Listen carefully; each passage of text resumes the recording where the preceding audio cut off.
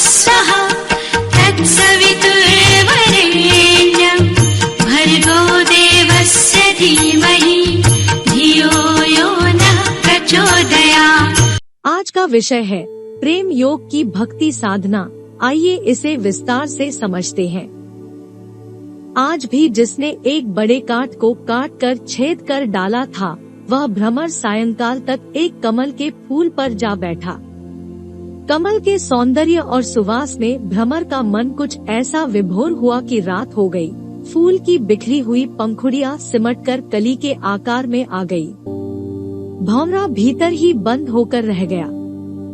रात भर प्रतीक्षा की। भ्रमर चाहता तो उस कली को कई ओर से छेद करके रात भर में कई बार बाहर आता और फिर अंदर चला जाता, पर वह तो स्वयं भी कली की एक पंखुड़ी हो गया। प्रातःकाल सूर्य की किरणें उस पुष्प पर पड़ी तो पंखुड़ियां फिर खिली और वह भंवरा वैसे ही रसमग्न अवस्था में बाहर निकल आया। यह देखकर संत ज्ञानेश्वर ने अपने शिष्यों से कहा, देखा तुमने, प्रेम का यह स्वरूप समझने योग्य है। भक्ति कोई नया गुण नहीं, वह प्रेम का ही एक स्वरूप है। जब हम परमात्मा से प्रेम करने लगते हैं तो द्रवीभूत अंतःकरण सर्वत्र व्याप्त ईश्वरीय सत्ता में सविकल्प तदाकार रूप धारण कर लेता है। इसी को भक्ति कहते हैं। भगवान निर्विकल्प और प्रेमी सविकल्प दोनों एक हो जाते हैं। द्वैत भाव भी अद्वैत हो जाता है। इसी बात को शास्त्रकार ने इस प्रकार कहा है, द्रवी भाव पूर्विका मनसो भगवदेकात्मा रूपा सविकल्प वृत्तिर्भक्तिरिति। वस्तुतः मनुष्य के अंतःकरण में प्रेम जब तक स्फुटित न होगा तब तक वह स्थूल पिंड मात्र है। जल को लहरें देने के लिए वायु के झोंके आवश्यक है, हिलोरे जरूरी है। उसी प्रकार जड़ शरीर में भी चेतना की भाव तरंगे तब तक नहीं फूटती है जब तक आत्म चेतना में प्रेम की स्फुरना न हो। यह प्रेम जहाँ भी स्थिर हो जाता है, वहीं का आकार, गुण, स्वभाव और सत्तात्मक रूप ग्रहण कर लेता है। इसलिए प्रेम एक ऐसी सत्ता है जो मानवीय जड़ता को देवत्व में बदल देती है। गीता में भगवान श्री कृष्ण ने इसी तथ्य की ओर इंगित करते हुए कहा है, मयि निर्बद्ध हृदयाः साधवः समदर्शिनः वशे कुर्वन्ति मां भक्त्या सत्स्त्रियः सत्पति यथा। हे अर्जुन, जिस प्रकार साध्वी स्त्री अपने प्रेम से पति को वश में कर लेती है, उसी प्रकार मेरे परायण हुए मेरे भक्त मुझे वशीभूत कर लेते हैं और मुझे उनकी इच्छानुसार चलना पड़ता है। भक्ति प्रेम के विकास की चरम अवस्था है, जिससे अंतःकरण में मेरे का भाव भी समाप्त हो जाता है और रहता वह भी नहीं जिसका ध्यान किया जा रहा था।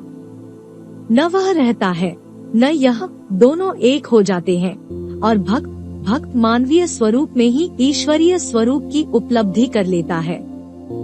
भक्ति निःसंदेह ईश्वरीय प्रेम की प्रगाढ़ अवस्था है, पर अनेक लोग ईश्वर भक्ति से इसीलिए कतराते हैं कि उनका कुछ ऐसा विश्वास होता है कि ईश्वर भक्त को संसार, बंधु बांधव, स्वजन परिजन, माया ममता सब छोड़ देने पड़ते हैं।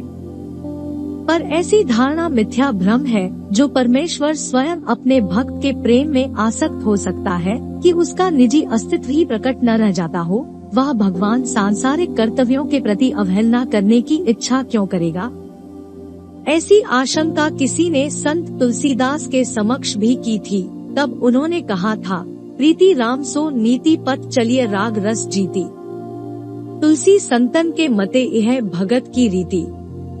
भक्ति की रीति यह है कि वह भगवान को प्रेम करे और राग अर्थात आसक्ति, रिस अर्थात द्वेष को जीतकर नीति परायण बना रहे।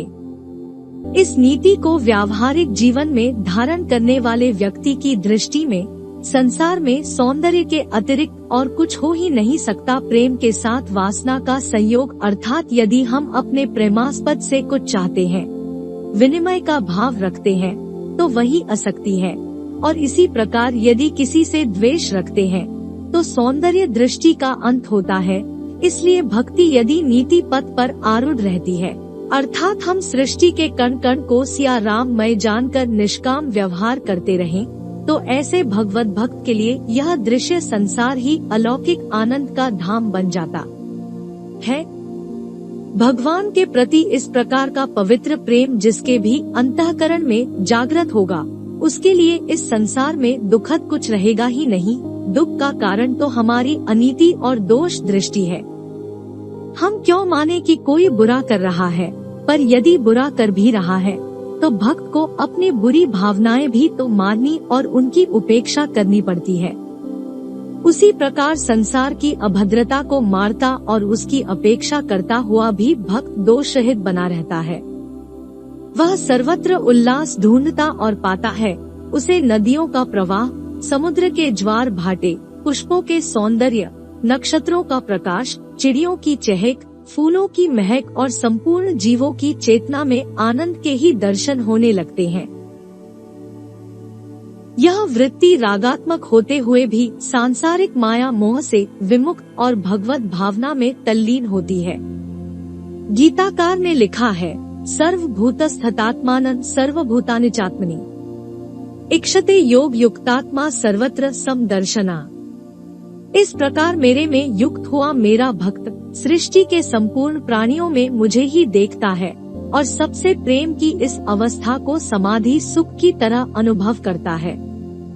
इन पंक्तियों में यह स्पष्ट है कि भगवान और सृष्टि दो रूप नहीं है, संसार परमात्मा का ही विराट रूप है। जब हम परमात्मा की भक्ति करते हैं तो वह भावना सृष्टि के प्रत्येक प्राणी को भी बांधती है।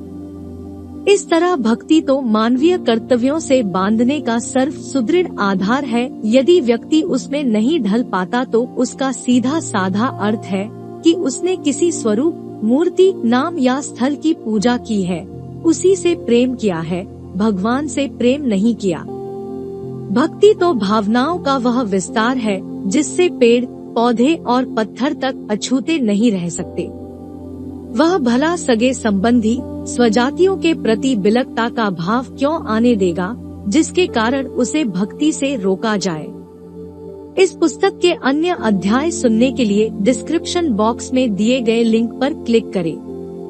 For more videos visit our channel, please like, share and subscribe.